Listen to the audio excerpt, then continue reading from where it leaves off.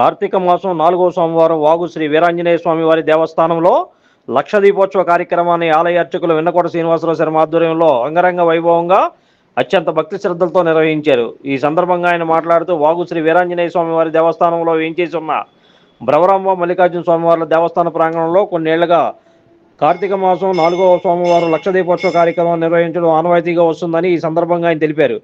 వేకువజాము నుండి స్వామివారికి సుప్రభాత సేవ, గణపతి పూజ, వివిధ రకాల పండ్ల రసాలతో అభిషేక కార్యక్రమాలు నిర్వహించడం జరిగిందని తెలిపారు. సాయంత్రం దోషకాలంలో లక్ష దీపోత్సవ కార్యక్రమాన్ని అత్యంత వైభవపేతంగా నిర్వహించుదామన్నారు. భక్తులు ఓం నమ శివాయ, ఓం నమ శివాయ అనే నామస్మరణతో ఆలయ ప్రాంగణం ఆధ్యాత్మిక వాతావరణంలో మారుమ్రోగింది. ఈ కార్యక్రమాన్ని ఆలయ ఈవో రావూరి వెంకటేశ్వరరావు, ఆలయ ఫౌండర్ ప్రెసిడెంట్ నందిపాటి నాగ వెంకట శ్రీనివాసరావు, ఆలయ కమిటీ సభ్యుల పర్యవేక్షణలో నిర్వహించారు. వచ్చినటువంటి భక్తులకు తీర్థప్రసాదాలను అందజేశారు.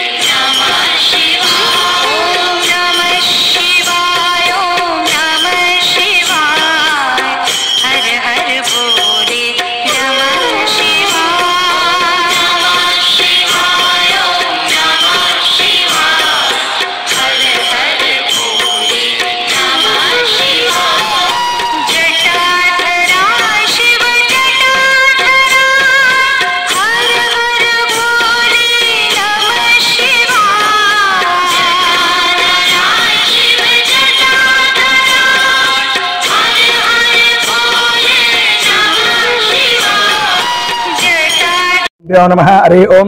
నా పేరు వెన్నకోట శ్రీనివాస శర్మ అండి. మన వాల్సంత వేయించేసి ఉన్న శ్రీ వీరాంజనేయ స్వామి వారి దేవస్థాన ప్రాంగణంలో 4వ కార్తీక మాసం 4వ సందర్భంగా సాయంత్రం సమయంలో లక్ష దీపోత్సవం జరిగిందండి. ఈ కార్యక్రమాల్లో ఆలయ ఈవో గారు సహాయ సహకారాలు ఎక్కువ అందించారండి. అలాగే చైర్మన్ నంతిపాటి శ్రీనివాసరావు గారు, పాలక మండలి సభ్యులు, అలాగే ఈ కార్యక్రమాన్ని ప్రజలందరూ పాల్గొని తలా చేయి వేసి కనుక చేశారండి.